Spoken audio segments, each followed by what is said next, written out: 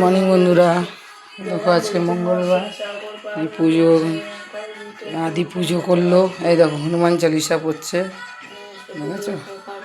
এই দেখো মঙ্গলবার পুজো করছে,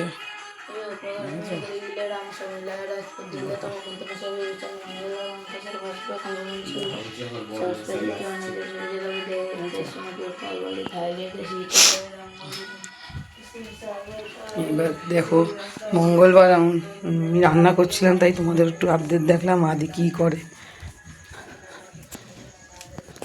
তোমরা কেমন আছো? এই দেখো আজকে নিরামিষের রান্না। দেখো আজকে শ্বশুরবাড়ির থেকে শুরু করলাম, এই পেঁপে দিয়ে ছোলা দিয়ে করলাম, বড়ি দিয়ে, এটা পোস্ত, ঝিঙ্গা পোস্ত, এটা আনারস চাটনি, আর এইটা হলো যেটা খালি পেটে খেতে হয়, আদিকে খাওয়াবো। আর যেহেতু আদি স্কুলে খায় না, তো ওর জন্য